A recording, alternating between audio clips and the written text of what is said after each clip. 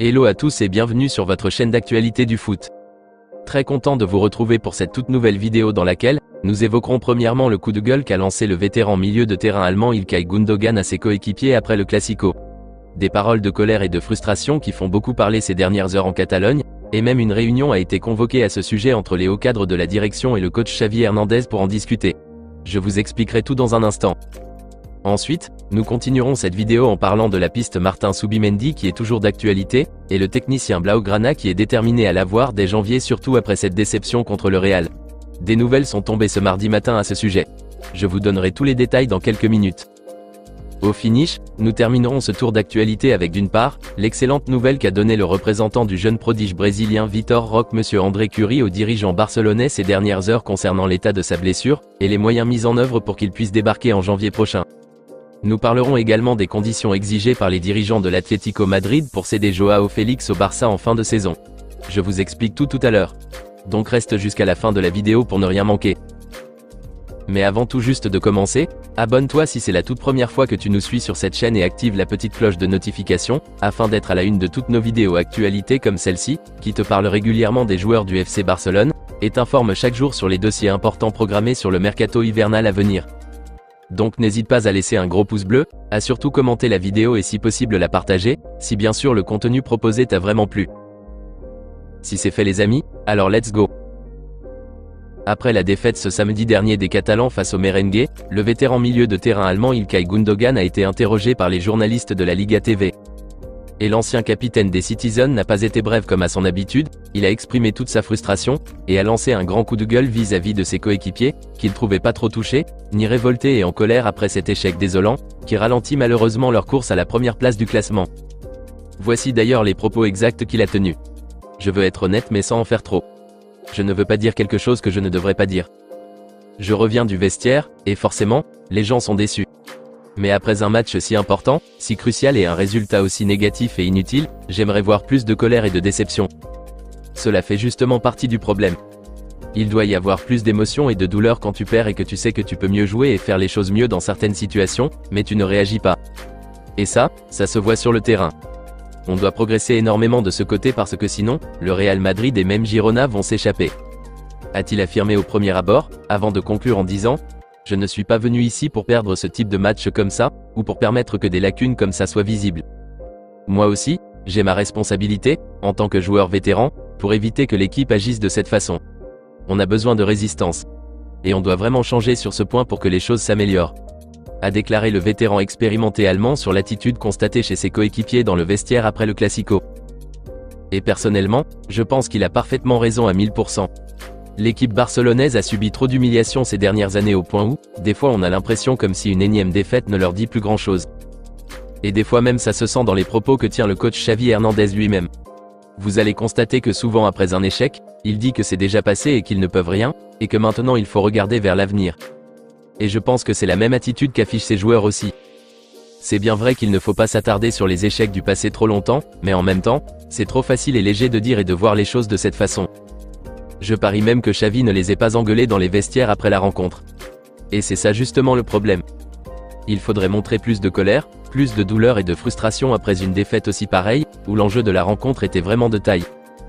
Il faudrait que les joueurs sentent qu'ils ont déconné, et qu'ils n'ont pas du tout été à la hauteur des attentes dans le match. Il faudrait qu'ils sentent qu'ils ne sont pas intouchables et que s'ils ne performent pas comme il se doit, ils peuvent perdre leur place de titulaire. Et c'est ces sentiments forts ressentis, qui peuvent booster leur mental et les exhorter à être plus concentrés, plus déterminés et à faire l'impossible pour être mieux la prochaine fois. Donc je pense que c'est ce que Gündoğan ne retrouve pas chez ses coéquipiers de Barcelone. Imaginez que cette défaite s'est produite sous les ailes des managers de calibre comme Pep Guardiola, José Mourinho ou Jürgen Klopp. Je pense qu'ils auront chaud, et prendront plein à la gueule dès leur retour au vestiaire. Et c'est malheureusement la différence qu'il y a entre Xavi et ses grands entraîneurs charismatiques d'Europe. Donc bref, je suis tout à fait d'accord qu'Ilkay Gündoğan soit énervé et ne critique la mentalité et la façon d'agir de ses coéquipiers. Il a entièrement raison de les engueuler à ce sujet. Dites-moi les amis dans les commentaires ce que vous aviez pensé de cette réaction de Gündoğan vis-à-vis de ses coéquipiers après la rencontre. A-t-il eu raison de ses propos? Vos avis dans les commentaires. Après donc ces paroles de colère de l'international allemand, le coach Xavi Hernandez et le chef Joan Laporta et ses acolytes ont tenu une importante réunion à ce sujet. Et selon les explications fournies par le journal catalan Mundo Deportivo dans sa parution du jour, malgré que ce genre de déclaration publique peut créer des tensions au sein du groupe si elle est mal perçue par les autres coéquipiers, le média espagnol rassure que le coach Xavi et son staff, ainsi que la direction sportive du club et le chef Joan Laporta, ont plutôt validé les remontrances du milieu allemand, et ont estimé qu'ils avaient délivré le bon message à tout le monde. Voici d'ailleurs la réaction qu'a eu certains au cadre du Barça après les propos fusillants d'Ilkay Gundogan. Ils ont dit ceci. Dans le domaine sportif, les paroles du milieu de terrain allemand, ancien capitaine de Manchester City, champion d'Europe, sont également validées, car on les comprend comme quelque chose de normal pour un joueur gagnant qui a quitté une équipe très puissante et très compétitive comme City, pour aider le FC Barcelone à retrouver l'élite européenne.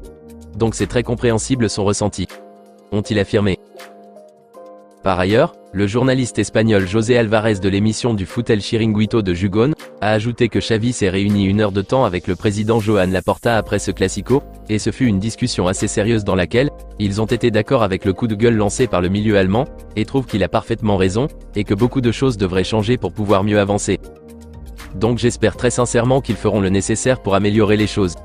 C'est très important que l'équipe ait la meilleure mentalité possible pour que l'objectif fixé dès le début de la saison de gagner une nouvelle fois la Liga, et aller le plus loin possible en Ligue européenne des champions et pourquoi pas la remporter, puisse être atteint. Et il faudrait surtout que Xavi arrive à faire les bons changements, au moment idéal dans les rencontres aussi importantes que ce classico.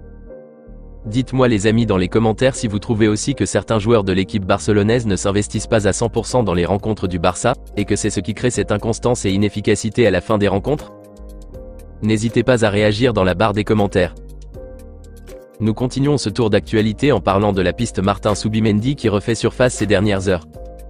L'un des sujets qu'a évoqué le coach Xavi Hernandez et le président Joan Laporta lors de la réunion organisée ces dernières heures après le Classico, a été de chercher un nouveau pivot ou milieu de terrain défensif dès la prochaine fenêtre de transfert, c'est-à-dire en janvier, pour remplacer Oriol Romeu qui n'est là que pour gonfler l'effectif et ne fout absolument rien au Barça.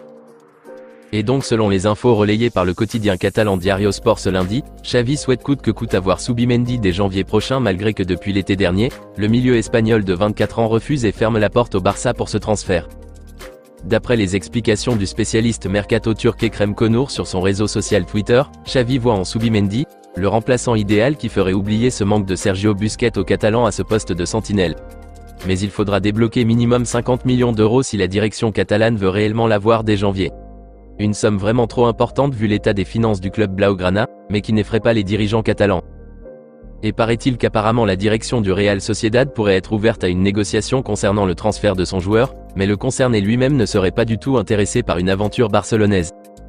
Le journaliste turc précise que Martin Zubimendi veut plutôt quitter l'Espagne pour une expérience à l'étranger, c'est-à-dire hors de la Liga. Et justement les Gunners d'Arsenal et les Red Devils de Manchester United seraient grave intéressés par le jeune milieu défensif espagnol de 24 ans pour cet hiver. Donc le gros travail de la direction catalane en ce moment, serait de réussir à convaincre Martin Zubimendi de rallier la Catalogne. Les discussions sont une fois de plus relancées, et espérons que cela puisse cette fois-ci aboutir à une finalité glorieuse. Personnellement, je pense que si le Barça réussit à mettre la main sur Martin Zubimendi, alors on aurait réglé 99% des problèmes à ce poste de numéro 6. Il resterait juste à voir son adaptation au système de jeu du Barça. Ce qui ne sera pas un problème à mon humble avis. Donc bref, espérons que cette fois-ci la direction catalane réussira à l'avoir. Plus de nouvelles nous seront données à ce sujet dans les prochains jours. Dites-moi les amis dans les commentaires ce que vous en pensez de ces dernières infos qui sont tombées dans le dossier complexe de Martin Zubimendi, et si vous croyez aussi que le Barça réussirait à l'enrôler d'ici janvier 2024. Vos avis dans les commentaires. Nous terminons cette vidéo en évoquant d'une part, les excellentes nouvelles qu'a donné le représentant du jeune Vitor Roque ces dernières heures à la direction catalane pour son débarquement prévu sur janvier prochain. Comme nous le savions tous, en fin septembre dernier, le jeune attaquant brésilien a été touché à la cheville dans un match avec son club actuel l'Atlético Paranaense. Et plusieurs médias brésiliens affirmaient qu'il ne pouvait plus débarquer au Barça en janvier à cause de la gravité de son état, et une durée d'indisponibilité de 3 mois minimum qui avait été annoncée par les dirigeants du club brésilien. Mais heureusement, les choses ont changé. Vitor Roque sera bel et bien là en Catalogne dès janvier 2024. André Curie, représentant du jeune Vitor Roque, s'est exprimé devant les micros de la radio catalane Cadena Ser pour rassurer les fanatiques et supporters barcelonais ainsi que les dirigeants blaugrana, que le prodige brésilien sera là en chair et en os, et tout à fait prêt à jouer comme convenu. Voici ses propos exacts. On parlait de 3 mois de blessure, mais nous pensons que dans 2 mois voire un peu plus tôt, il pourrait être de retour. Il s'agit d'une blessure au ligament de la cheville, mais le médecin nous a expliqué qu'il n'y aurait aucun problème au-delà du besoin de repos pour bien revenir au top. Nous attendons qu'il puisse rejouer le 10 ou le 15 novembre prochain pour aider son équipe à participer à la prochaine Copa Libertadores. À propos de son acclimatation en Catalogne, il est prévu que Vitor Roque rejoigne le Barça le 1er janvier.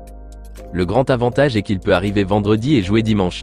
Il a une mentalité brutale, et il est préparé pour ça, a déclaré le représentant du jeune attaquant brésilien.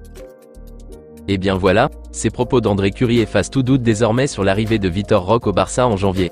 Plus d'inquiétude à avoir donc sur ce sujet-là. Le Tigre brésilien sera le doublure au Polonais Robert Lewandowski pour la seconde partie de la saison à partir de janvier. Et comme le dit son représentant, j'espère très sincèrement qu'il s'adaptera le plus vite possible au système de jeu du Barça.